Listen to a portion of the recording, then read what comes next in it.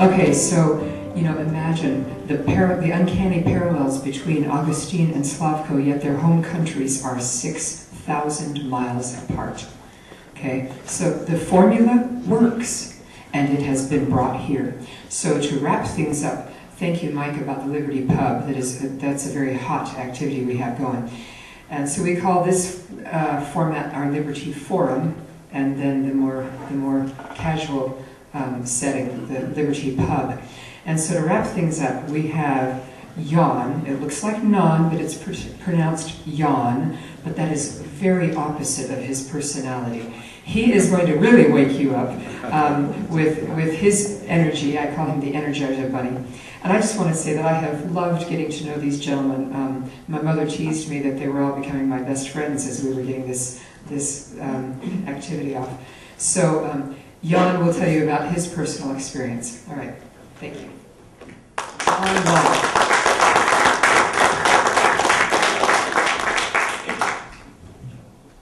All right, how's everyone doing tonight? All right, guys. Well, to start off real quick, I'm a little different kind of speaker. I like to move around a lot. Hope you guys don't mind. All right. I truly believe that in anything, all right, we require energy, because energy creates a force, you guys, and force creates what? Movement. Are we in a movement today? Okay. So I asked you guys earlier, how are you guys doing tonight? I didn't feel a lot of energy. I know it's late at night, and I know it's Monday, but at least it was sunny earlier. Would you guys agree? Right? So let's try that one more time. How's everyone doing tonight? Great! Perfect, guys. Well, for those who don't know me, my name is Jan, and let me go ahead and go through my background. I have a master's in aerospace engineering at NC State University. I was taught to go to school, get good grades, and go get a good job, and that's exactly what I did. I'm also have worked at multiple federal agencies, such as NASA, as an engineer, Homeland Security, unfortunately, right? Department of Defense, and several other agencies supporting certain things that were classified that I thought were very important at that time in my life. Okay. On top of that, I've lived in Northern Virginia since 2004, and married with 5 kids. All right. Can you guys believe that? All right. In fact, my wife, Mary Rose, is here, so please wave your hand. Say hi, Mary Rose. My stepson is a sophomore at George Mason. Is also here, so hey, hi, Matt.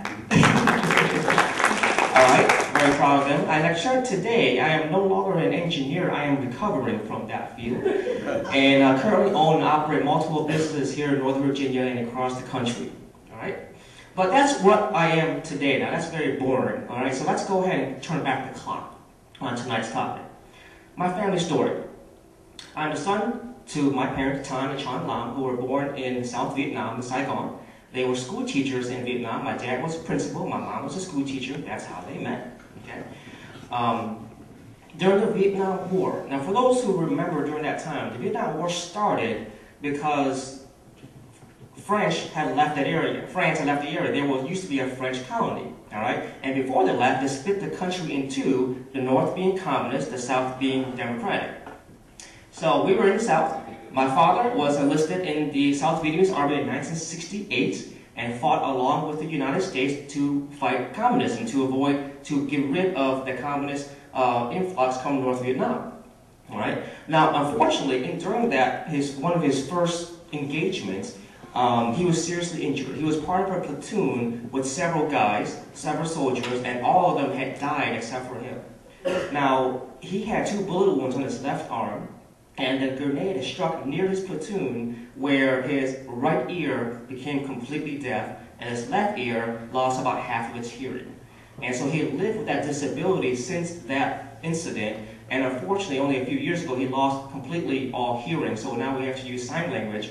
And my mom continues to speak really loudly to him because he can't hear, and a lot of people in the public think my mom is constantly abusing my dad verbally. But we have to explain to people that it's because he can't hear. All right, he spent months of recovery after that injury. And by the way, the United States was originally involved when John F. Kennedy was still president. You guys remember his speech that yes, we must contain communism because if we don't, it will spread like cancer. And that's why the United States eventually got involved in the mid-1960s on a military level to prevent that spread. All right? Now, I want to go through something really important, perspective and perception, because everything has to do with our belief system, has to do with our perception of reality. Would you all agree? Everyone grows up with their specific reality. All right? So I want to share with you guys what the perspective and the reality was for the folks in Vietnam at the time. All right? So during the war, the North Vietnamese, known called the Viet Cong, constantly enlist and brainwash kids around 10 years old, especially boys, to be able to join into their army. All right? So they would teach them how to shoot, they would teach them how to kill, and they would teach them how to achieve victory at a young age, because when your mind is young, it's easy to brainwash you without thinking. Does that make sense? Okay? It's something immoral to do, but they had to do that to achieve victory, which unfortunately they did. Now, while this was going on in Vietnam, guess what was going on in the United States? This. You guys remember that? Okay. Woodstock, the biggest gathering of people in history, and I believe was in New York, right? And so when you have a different perspective, perception, see, these folks were having fun and not understanding what was going on the other side of the world. Okay? In fact, the only thing that helped them to be educated around the world was what? The media. And so when the media says it's always true, would you agree? No. I'm glad we're talking to the right crowd, right? So we have, newspapers such as this saying, if the government won't stop the war, the people must stop the government. Sounds like the right thing to do. Would you agree? So because of that influence, because of that constant bombardment of that language, when you hear something enough, you tend to believe it. Would you agree? Okay? And so we have these movements, anti-war movements, everywhere. And a lot of times, these folks here have never been, this generation, all right, they may have had parents who fought in World War II. They may have had parents who fought in the Korean War, but they have not fought in the war themselves personally. So their perspective and perception was only received by what was fed to them through the media. Do you agree? All right? So because of the call to pull back our troops in the United States, the politicians had to go ahead to do what they promised so they can get elected.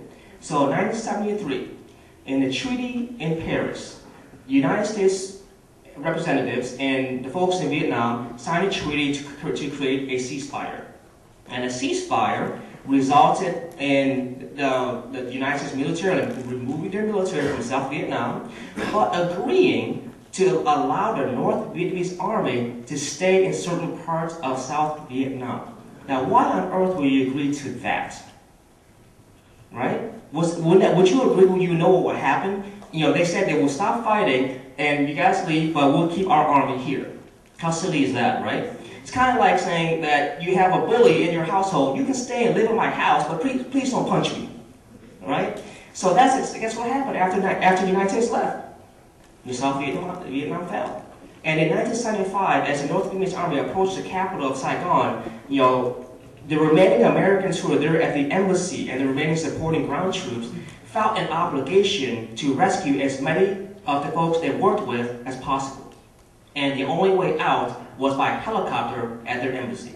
And so that's why this picture is very famous for people trying to get up to the helicopter, which can fit only a handful of people at a time, to get over to the U.S. carrier who was patrolling the seas at the time.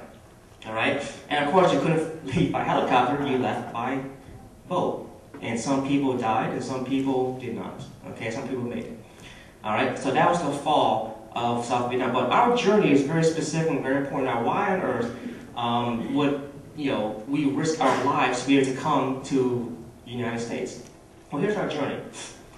My parents and my family did not leave right after the fall of Saigon. My older brother was only 3 at the time, and my older sisters were not that much older, so it was very difficult to be able to manage little kids at the time. So between 75 and 79, my family decided to stay in Vietnam, hoping things would turn better. Now, before they left Vietnam, by the way, my grandparents on my parents' side were capitalists. All right, they owned a nice fishing business and they were very wealthy. Before the fall of the country, they changed all their South Vietnamese currency to a known metal that's very valuable, which is called what? Gold. okay? Because that's the only thing that retains value, not paper. No matter how much the dollar says, on the back it still says Federal Reserve Note. Instead of IOU, right? So gold holds true value. During that time when they were living under communist rule, if you expressed yourself in any negative way against a North Vietnamese soldier, against the government, against anything, execution on the spot, okay? Or possibly jail time, if you're lucky enough. They had to ration foods off based on the size of your family. And guess who decides how much food you get? The government. And the government doesn't know how much food their kids need, how much milk they need, how much beans they need, how much protein, how much carbs and so forth. So they give whatever. But on top of that, because of corruption and no accountability, a lot of times when you're supposed to receive 20 kilograms of rice, you will get 20 kilograms in the bag, but not all of it's rice. Half of it's probably stones and rocks. Okay? So what can you do to say, well, that's not fair? Nothing. Because if you say something, what happens? Execution. Shot.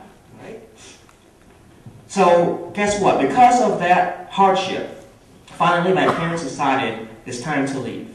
In the middle of one night in 1979, they left on my grandfather's fishing boat. And on that fishing boat were not only my family, but also a handful of other people in South Vietnam. All right? Now this is not an exact picture because we didn't have iPhones back then. We couldn't do selfies. All right? So this is just a picture I grabbed from the internet to illustrate what I'm trying to say.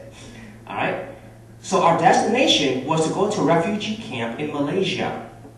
And during our trip, there were constant navigational errors because all we had was a compass and a map. All right? In addition to the navigational errors, when we left Vietnam, the family carried as much of their gold as possible to start their lives over again in a new opportunity. Well, guess what? Along the way to Malaysia, they constantly got pirated by people from Thailand. At least 6 times that we know of, that I know of personally, all right? And when they robbed each time, they took more gold, more gold, more gold, until there was no gold left. And then one time, when they were pirated one last time, well, there's nothing left but their clothing, all right? The pirates did not believe my aunt, my mother's oldest sister, saying that, hey, listen, I'm going to keep your 2 kids here until you give us some gold. They kidnapped them, and as ransom. But when they found out that they called their bluff and said, well, I guess they didn't have to go, they went ahead and released the kids. Okay? But thank God we made it there. All right? In that refugee camp in Malaysia, they stayed there for 6 months. 6 months. All right? They didn't live in luxury housing like the Hilton. They lived in huts. All right? For 6 months. And the only food that was provided as humanitarian aid, mostly, were canned beans. Now, can you guys imagine? Thank goodness that the huts were open because there were beans. You know what I'm talking about, right? But that was an essential nutrient, and at least we survived. Now, my father did also tell me that along that way, he had to fill out some paperwork with the folks there, and they had asked him to which country does he want to go to, and he had 3 options. All right? And most people checked off Australia, United States, United Kingdom, and so forth. And all 3 options, my father wrote down United States, and United States. He wanted no other option. Right? That's how serious he was and how much belief he had in the United States at that time. And he did get the paperwork that we were being sponsored by a Lutheran church in Buffalo, New York. And that's where I was born shortly after. All right? Now, he did tell me also that they were so excited about getting approved that's how I was created. I didn't even know that. So 6 months in the womb in Malaysia. All right? So by Vietnamese parents in Malaysia, final product delivered in Buffalo, New York 4 months after they arrived. Okay? So their arrival, here they are. All right? That's my mom, my father, my older brother, my oldest sister, and my other sister. And of course, where am I? I am in the tummy. All right? So we arrived in August of 1979. I was born, Yan Lam, and 4 months later in the middle of a blizzard of all times. So imagine going to a tropical place and then coming to a blizzard 4 months later, right? So anyways, the Lutheran church who sponsored us, they assisted us in learning English, the American system, the culture, and the school system. My father started working part-time as a janitor. Now he was almost 40 years old. He was a well-respected principal of the school system. And he started off as a janitor.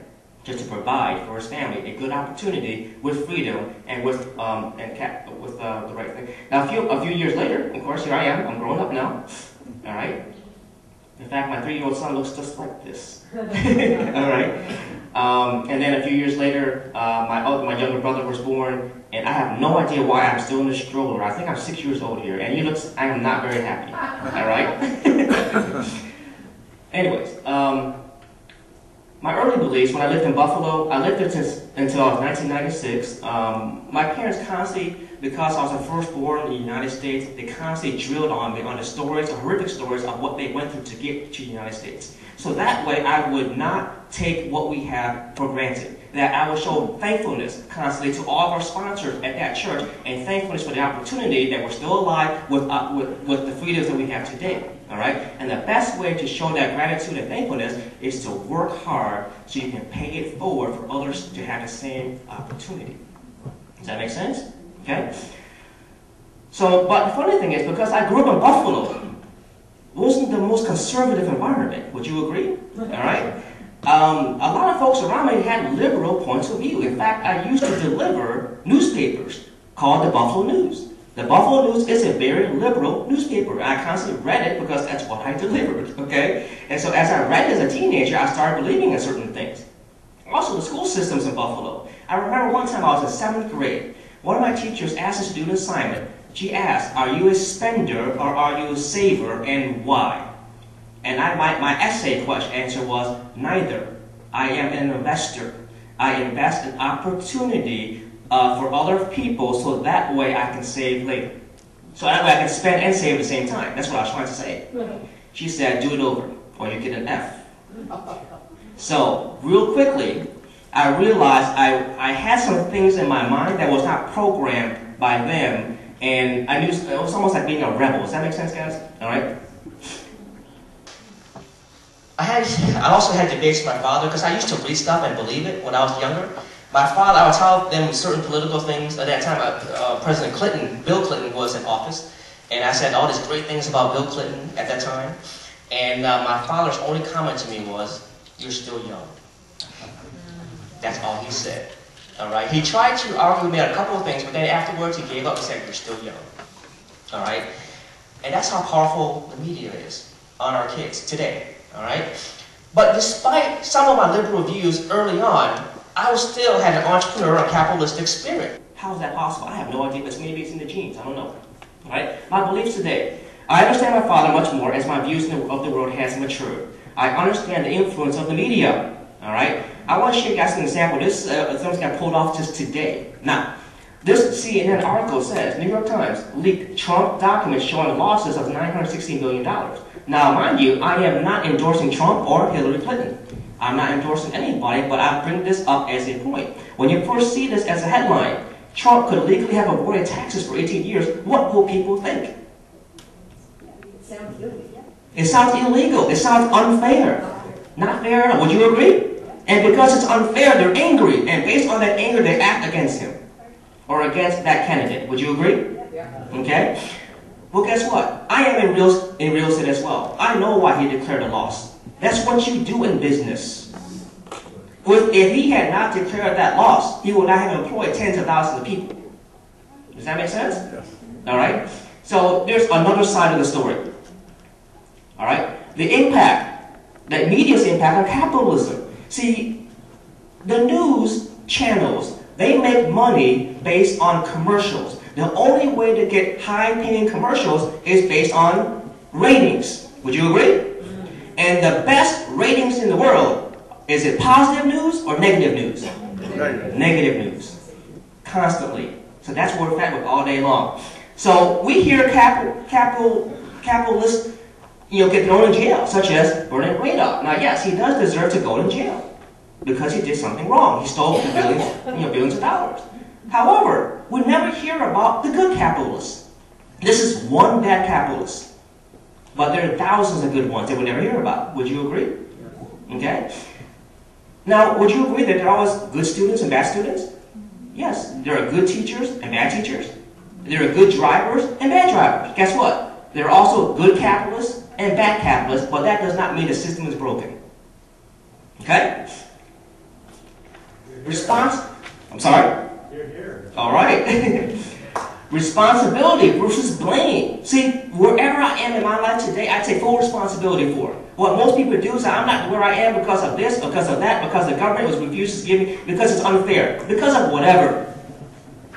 Responsibility over blame, all right, is what capitalism is all about. Okay? Other people's opinion versus thinking for yourself. See, most people, I have people, even my kids today, I ask them, what are your views on this or this topic? And they'll tell me something. Some of it has some independent critical thinking. Some of it sounds like something they just heard off of Facebook. All right? So I encourage them to, before they buy whatever they read's opinion, make sure you think for yourself based on facts and life experiences. And if you have not had that experience yet, reserve your judgment until you do. Make sense? Give versus take. What does give mean? Charity, providing opportunity, right? What does take mean? Please give me some food stamps. Please give me free college. Please give me free whatever, right? Now you can take, but guess what? You also give. You give up most of your potential. All right? Value versus entitlements. Entitlement means that I take value from a system. Value means I contribute to a system. See the difference in thinking, right? So here's an example. All right, how many here are college students? Raise your hand. All right, this story is for you because I was once in college as well. When I was 18 years old, I worked at NASA as a co-op student as an engineer. All right, I was blessed to be able to work there at a very early age. In fact, when I was 17, I started college. My first math class was Calculus 3. How many here took Calculus 3? I was 17. It was horrible. I was the youngest and shortest kid there. I'm still the shortest kid, right? All right. But when I stopped working at NASA after I graduated my bachelor's degree, right before I graduated, I called up NASA and I said, I have a proposition for you. You pay for my graduate school, I will continue my work. And they did. Okay? But in addition to that, I said I didn't stop there. I said what I want to do is create an alternative for students in my undergraduate classes, because at that time in aerospace engineering there was only one senior design class, which was aeronautical engineering, aeronautical for airplanes. And no one liked the professor. So even me. Alright? So I said I want to provide another opportunity for the students for the upcoming year, and that's called spacecraft design. So that way they can avoid that other professor. And we created that. But in addition to that, I said I want to be able to hire interns for the summer so that way they can get work experience like I did. Now why on earth would they agree to that? Because when I worked there, I gave them value they did not have before. And they saw that value, so they came after it further. Value. Make sense? Alright? I gave them a value proposition. So in graduate school, was that I said, I put up posters like, looking for summer intern? Call Jan. And I was a graduate student. I was hiring people with a budget from NASA. Alright? So in the end, those students thanked me for the opportunity because they would not have worked in a summer job if I had not provided one. So there's a perfect example, just as a student, how you can be capitalistic and provide an opportunity for the public, but at the same time learn from creating opportunity, right, for those students so they can learn from that. All right. They always feel a need with opportunity. There was a need. Students didn't have an opportunity. They did not know where to go for an internship. So because I saw that need, I filled that need with an opportunity. That's what capitalists do. Would you all agree? Yeah. Okay? Now let's compare a little bit. Communism. What is communism? Well, a short, sweet answer. Communism states that the government should take all the capital from the dumb, stupid people and give it all to the wise, knowing state. So that way they can manage everything. And guess what? It devastated every country it touched. Would you agree? Okay? How many here have ever, the best way I can explain a communism based on real life experiences of the folks here, how many here have ever had a job where you just flat out hate your boss? Okay? One reason why you probably hated your boss was probably because they micromanaged you. Would you agree? Okay? So they would say, hey, Joe, did you do this? Hey, Joe, 5 minutes, did you finish this? Hey, this wasn't done right. Hey, You didn't do a good job. They constantly bombarded you with micromanaging things. Would you agree? And would you agree you hated that? Well, just take communism. That level, 10 times worse. Can you stand communism if you can't stand your micromanaging boss? Okay? Socialism. What is socialism? It's in between communism and in between capitalism. Really, what socialism is the idea of a highly regulated environment for the purpose of redistributing wealth from the wealthy to the rest, based on whatever formula they created. Not based on production, but based on what they decide. Okay? What is capitalism? Capitalism is an environment that promotes innovation, that gives people the freedom to say, I'm going to create this because that's a void in the marketplace. And they have the freedom to create that, and when they produce that, and the market says that was high value, they get rewarded for that. The problem with the people today is that they say, well, so-and-so made $40 million as the CEO of a company, they should not make that much. But think about it, how much value did that CEO create to the marketplace where no one else could create? Right? Now, your beliefs. What are your beliefs? Right? I know right now you guys are probably going to be excited from what you heard tonight, and you go back to some of your friends and family later and say, guess what I learned today? I promise you, some of them are going to say, well, guess what? Did they hypnotize you? All right? They brainwashed you. Yes, they brainwashed you. But here's the thing I want to tell you guys. Everyone gets brainwashed. Did you get brainwashed to attend school? Did you get brainwashed to get a full-time job? Did someone brainwash you to buy in on a 401k? Okay? Everyone gets brainwashed. The question is, do you like the shampoo? Alright? Do you like the shampoo? If you like the shampoo, have at it. If you don't like it, change the shampoo. Make sense, everybody? The great thing about the freedoms of our country is that we have the ability to change shampoo. Whereas in communism, you only get one shampoo, and that's it. My family today, here they are. Alright? They've multiplied. Alright? And I truly believe this is a real American family. I have my wife here, my mom, my father who just turned 72, I think, at that time. My brother-in-law, look at this, African American. My brother-in-law, Hispanic. My wife, Filipino. My sister-in-law, Caucasian. My nephew's girlfriend or fiance, Caucasian. And I have another brother-in-law who's not here. He's Pakistani. Could you guys call it diversity? All right. So we all have different religions. I myself am Catholic. All right. We have Muslim. We have Buddhist. We have Protestant. We even have atheists. All right. Now I have certain views, but I don't impose them on them. But we still have Christmas dinner together without any conflict. Can we do that in the United States? The problem today is the media feeds all this nonsense to create division between people. If we can sit together for dinner, for Thanksgiving and Christmas, regardless of all of our beliefs, all right, then I believe there's still hope for the United States. Would you all agree? Yes. All right. Good stuff. Our future, all right? Our family's journey was for freedom and capitalism. Freedom can be lost abruptly through war, or subtly through accepted progression. And that's what we're going through today, as Slavo and also Augustine mentioned earlier. Human nature is to abuse power. Isn't that amazing?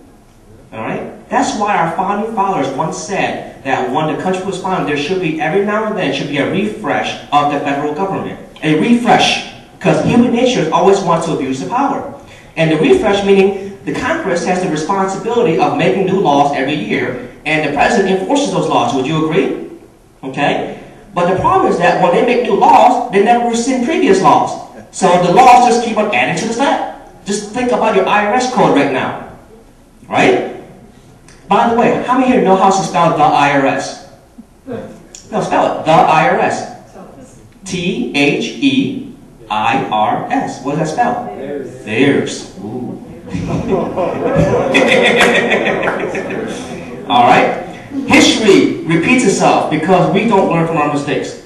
Our election this year, make an intelligent decision based on our country's needs, based on your conclusion and no one else's. All right? And I want to share this, guys, is that the best way to help those with a progressive socialist mindset is simply not be one of them. Because when you are an example and the example is successful, people will follow. And that's what leadership is all about. Thank you very much.